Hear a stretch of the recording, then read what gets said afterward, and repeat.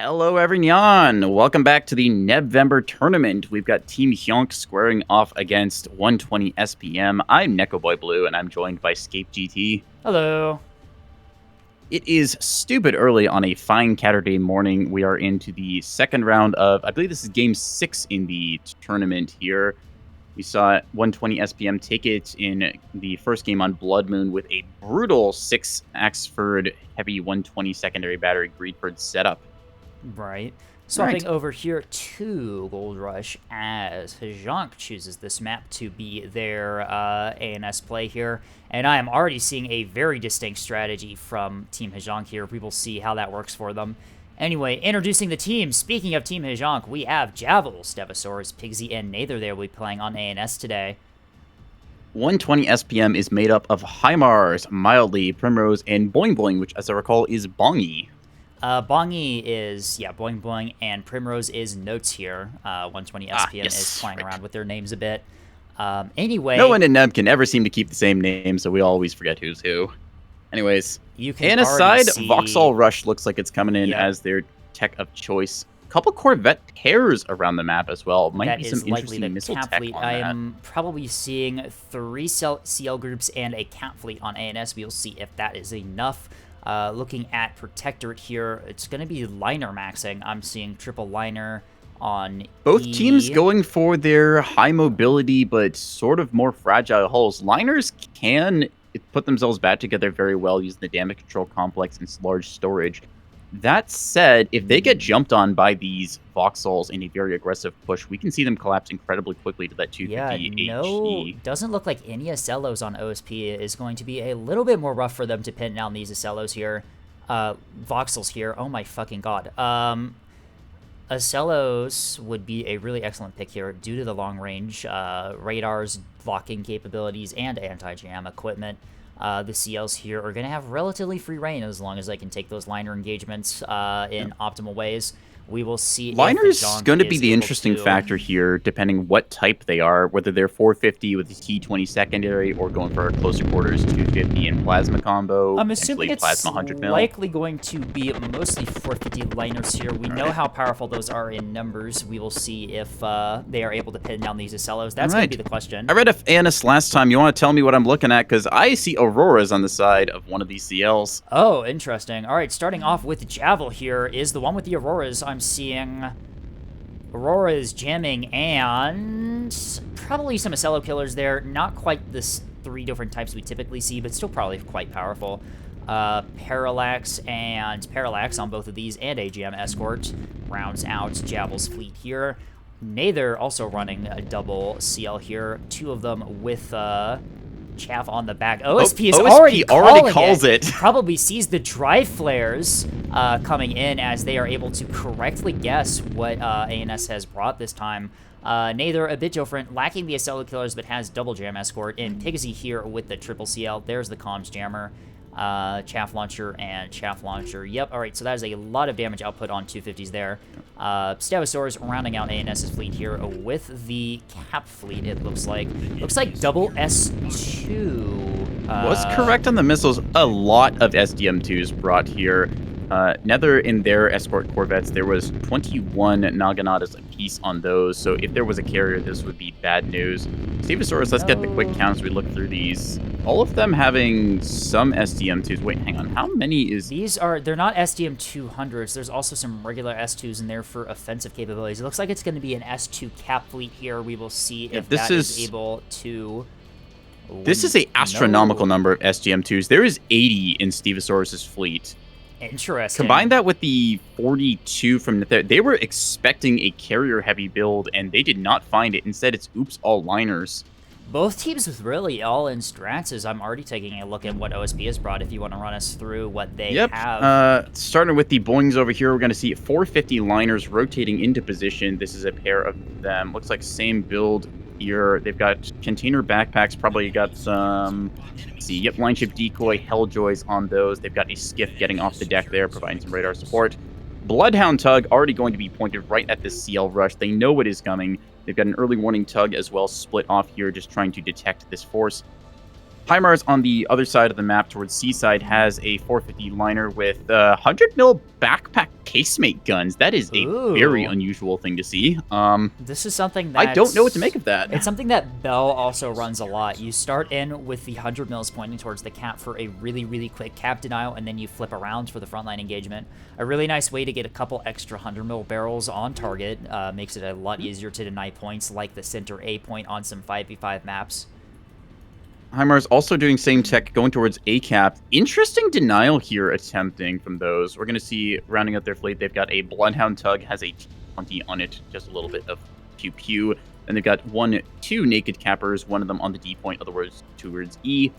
Mildly comes in with their own 450 liner. This one has some Naginata launchers on the back, if I had to guess. Yep, Talisman launchers, a couple Killjoys in there.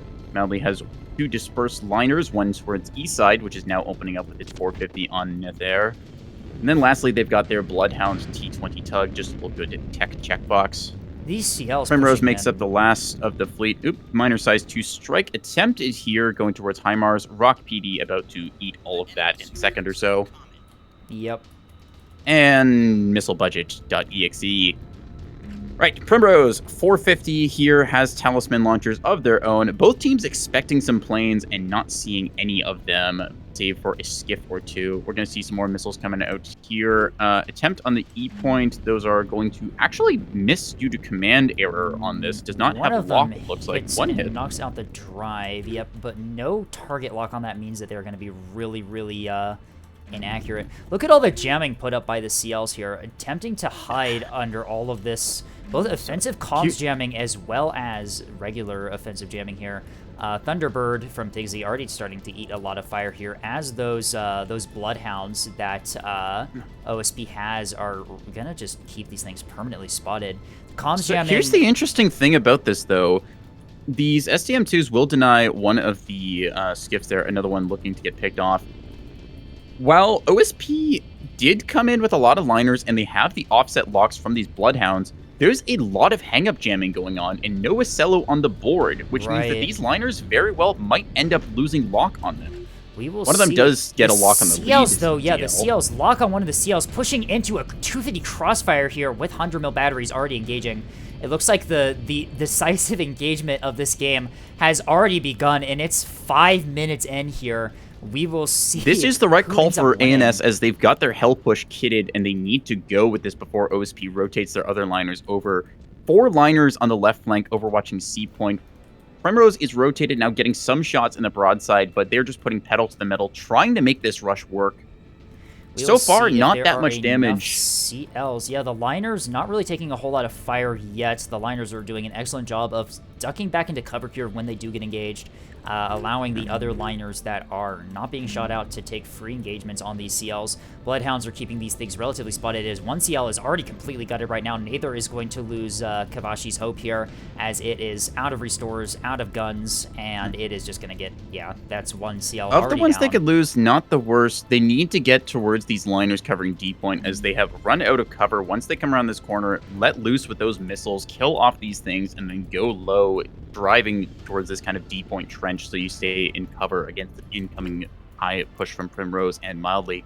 A comms jamming is being fired at not the Bloodhound tugs, but the liners here, which means that although if the comms jamming works, Bongi won't be able to see these ships, although every single other liner still will be, though. Not comms jamming the detection at its source, that being the Bloodhounds here, leaves these CLs really open to getting crossfired.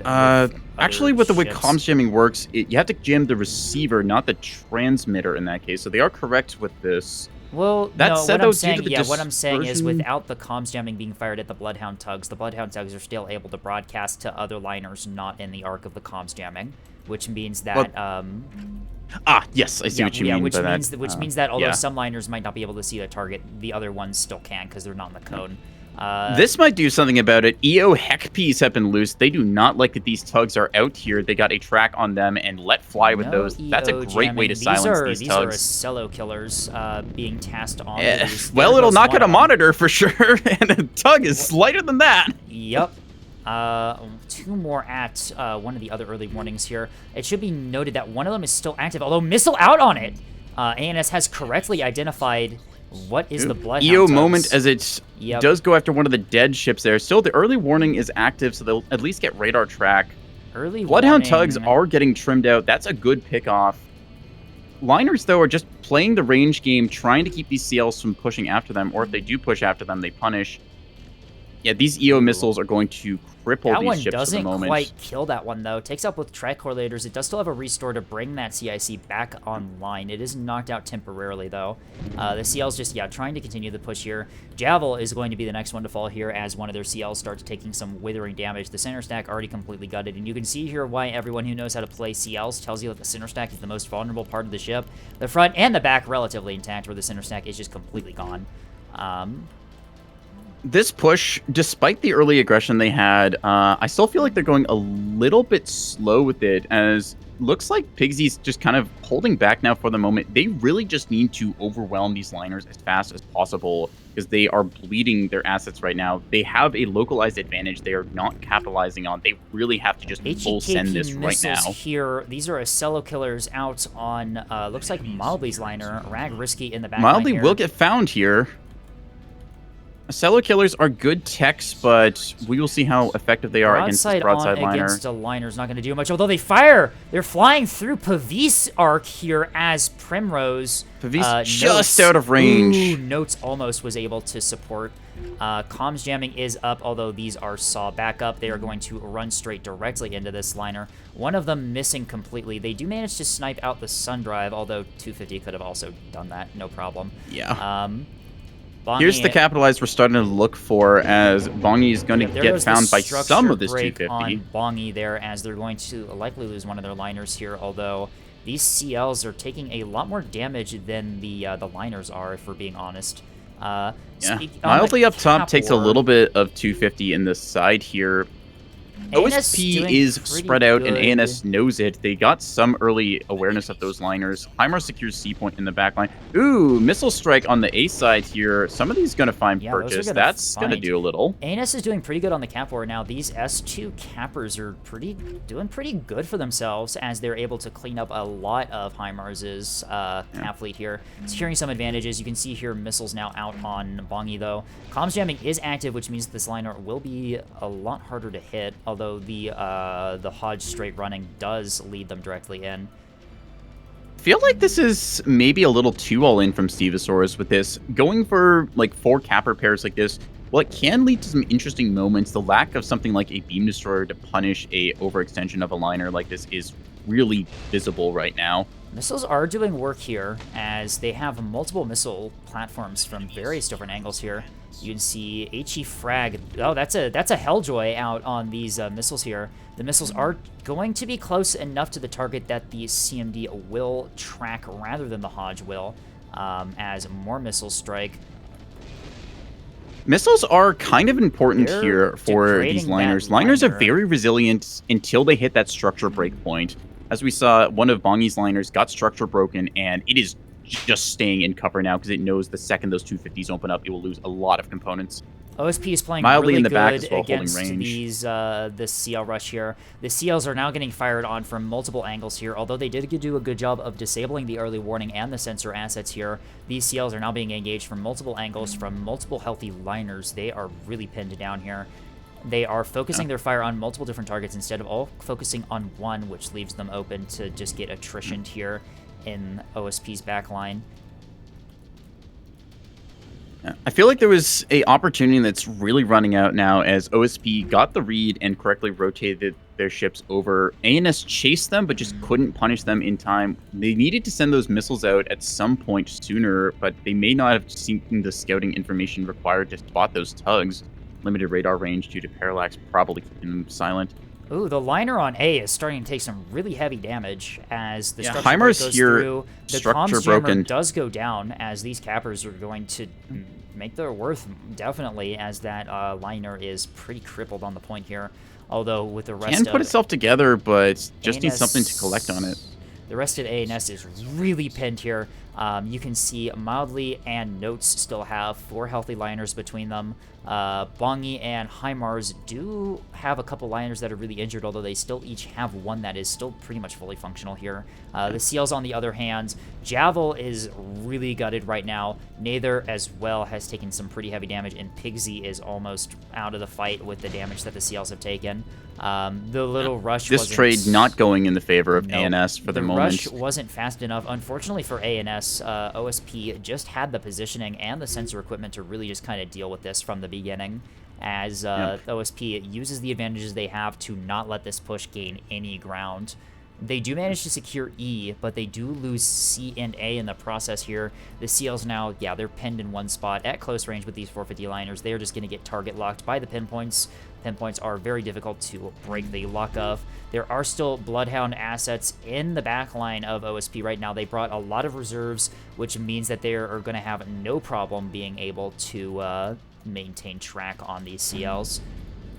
I think part of this really came down to OSP, like we saw in the text chat at the start of the match, just calling that CL all in and then immediately saying, okay, we know what they're doing, let's start rotating. So ANS was already on the clock more so than an all-in rush like this usually is. A liner, yeah, they, the dry flares were just probably seen at the beginning from one of the teams, from one of the players on OSP, as they just call what they brought. Boggy is likely going to lose a liner here, as it is going to get focused by the remaining CLs, although... Remaining CLs, though, is not that many. One liner kill for losing, like, all but one of the CLs is not a trade you want to make, as, yep, all of these CLs are pretty heavily damaged at this point. This makes me wonder, for this all-in, was it a case of them immediately being scouted and then the rotation factor? Did ANS not commit aggressively enough? We saw them kind of slow down at certain points, and they just really need to full send it when you know that the jig is up like that. Size 2s will find an impact here or there, but just not really getting the effectiveness they want. Stegosaurus with the missile support, trying desperately to try and help their team here. Comms jamming is up, which means that these missiles are going to lose track. The Hodge is going to straight run into the liner here. Killjoy and swing there. Nope, Killjoy is going to swing them off. I think that this is also a case of a lot of budget invested into anti-craft. They had all these CLs, they had all these Naganatas. It was 42 on Nether's fleet, and then Stegosaurus brought 80 of them. Average Naganata is, what, 5 points a pop, so that is a not insignificant budget into deplaning a team that just brought basically no planes save, what, 2 skiffs? Right. I mean, the anti-skiff works because that's offset tracks that can get past the Agreed, jamming, it is something good to clean up, but... I feel like when ANS initially began jamming, right, trying to jam out the liners and they didn't go dark, they should have anticipated that the Protectorate had a lot of these backline sensor assets and probably played a bit more safely, probably pivoted closer over to A and tried to take these liners at different engagement ranges, more optimal engagement ranges, I should say. I feel like that was also just consolidating their force better and coordinating fire. Right, it's a very difficult play for ANS after the jamming didn't work there. But that much mass jamming, if you're throwing out that much jamming into where the enemy is and you're not going dark, it means that the enemy likely has a bunch of these backline sensor assets that you are not going to be able to deal with. They did do a good job of gutting some of them, but OSP just brought reserves and could just attrition. One thing to talk about as well for that is the effectiveness of the hang-up. It's generally assumed that OSP always has an offset track from somewhere or other. Early warning tug, very common to see. Bloodhound tug as well, excellent tech. Usually with these liners plus stuff fleets, you'll see a tug or a pair of shuttles brought along just for more caps. Gives them a lot of versatility. In this case, we just see how that ends up adding up. Being brutally honest here, the hang-up is kind of not a good thing to bring. It can help. The situations where it helps you in are so niche. Like you were saying before, OSP has so many tools for getting offset tracks. Their hull count, one thing that people don't consider for offset tracks is the cap fleet. Bridgemaster's offset tracks from the various shuttles that OSP can bring provide excellent track quality and really excellent offset tracks. Of course, there's the tugboats in orbit with the early warning and bloodhounds. There's I think some ramming going on the 8-point or something as HIMARS is attempting to shoot this Corvette that is point blank just evading them shots. This liner does not have the power to run any of its guns. No, it does. Yep, no, it gets Might power actually be again. taking friendly fire from Primrose's liner up above it. There's G20s are going to blink away at the armor. All right. For what it's worth, ANS pretty much out at this point. All of the CLs took a lot of attrition on the approach there. They had an opportunity, but it tightened up really fast. The instant read and then response is 450 liners just start giving ground, using their mobility just to hold down the trigger as long as they can while staying out of that 8-kilometer death range. The hang-up play was a risky attempt here, and it really doesn't pay off. Too many offset tracks for ANS to deal with here. Hang-up can also be useful for like some edge cases like we see orbital liner play. Those are typically far away from other friendly antennas, so you can isolate those. We saw this when mass driver liner was a lot more popular. Hang-up with very good tech against that. I think a lot of the mistakes here, it's a really hard read to do, I will admit, but as like I was saying before, as soon as ANS realized that their jamming was not allowing them to go dark, they should have immediately abandoned the rush and should have repositioned to a more safer area. Tried to split up the liners with probing attacks with the CLs instead of doing this all-in rush. Would have preserved them further into the late game. The hang-ups. Other chance there would have been to commit the rush, but drop their altitude a little bit. They went in fairly high, all things considered, allowing those like high-position liners to shoot them from across the map. They had track of OSP's liner positions fairly early on there. They probably could have taken a more advantageous engagement angle there. Instead, they rushed directly into the center of the liner ball, which doesn't end well, as the liners just get shots from all different angles, completely negating any jamming that the CLs have, which is one of their primary survivability tools. They just get gutted by the liner crossfire. You can see here all liners on OSP, although some of them are in various stages of damage, they are all still active. Bongi doesn't even lose that liner that we thought they would. It is non-combat capable due to no mag, however, it is still a functional ship. HIMARS on A, without any CLs to get some supporting fire into it after the missiles hit, it is still fully functional, as the remaining CLs on ANS are just going to get hunted down and gutted here. Perhaps, HIMARS moving towards B point now to secure another cap. ANS really just alive off Stevosaurus right now. They're trying to get their cappers on point, but this was a very all-in play from ANS that was immediately read and punished, and I'm just going to say it, I don't think it was executed all that well with the benefit of hindsight with how this went through. I think you're totally right about the engagement altitude. The CLs 100% knew where all the liners were. If they chose a lower altitude, they could have probably been able to take some more advantageous engagements there. Not pushed into all of them, taken engagements where they only had to focus a few. Target priorities, once again, we saw that Team Hjonk here just doesn't really have the target priority either. The CLs at multiple points in the game firing at different tracks. They really needed to focus one down and try and get one disabled before moving on to the next. And unfortunately, they were just unable to do that. The liners as well, have to give Team 100 SPM credit here for being able to counter this. The liners repositioned really well there to deal with this push, getting angles on the CLs from all different sides, completely negating their jamming, and they're just able to attrition down these CLs, engaging from all sides and just tearing them apart at close range. I think that you pretty much hit all the points there. Something that you can do very easily is if you type in chat, you just say, I don't know, track 1700 liner kill it or something. That will put a track into chat there. You can click on. Very easy way to consolidate your fire. Something Escape never does, and I am going to call them out on it. But I'll work on it. Brilliant for when you want to consolidate fire onto a liner. Just say this one dies now. Fire all your 250, all of your missiles. The missiles as well. Backpack missiles were brought here to counter Acellos that they just didn't see. Right. Those are very effective with high explosive warheads against liners, as you can hit that structure break threshold really quick and potentially take out the speedy drives like a Sun Drive, or even disable a long haul for a second. It's a little bit rough to really try and adjust those missiles, considering that if ANS did face Acellos, that would have been a really excellent tool for just dislodging them to allow the push to continue really aggressively. I think the play there was to definitely take one of the double CL groups. I feel like probably should have slotted HE, and the other one, HEKP, could have worked there, allowing you to have tools for both with the triple CL to provide gunfire support. But yeah, that one In a was... weird way, thinking about this, we talked in the pregame about how Sanjover, they had brought along a single monitor ball with 2 backline more lines as a build before. This force we're seeing from Team Hjonk here, that would have absolutely punished a build like that. Nagana to spam to remove planes, and then Seals to rush down vulnerable carriers, Right. missiles on the backpack slot to remove Monitor or Cello. If What this they faced was was... not that, though. Yeah. Hmm. The all-in-liner strat from 120 SPM really wins the game there, especially with the amount of backline offset track capability that they had, just able to constantly spot the CLs. As Mhm. I think, yeah, I think that's a new record. Is 120 SPM takes 2 wins in under an hour, as it is only 8 Yep. o'clock here. It's only an hour since this thing has started. Um, Yeah. yeah, People talking about liners being natural counter. Yes and no. Entirely depends on the engagement and style played of right. them. The 450 liner is quite good because 450 is good against foxholes when they get caught by it.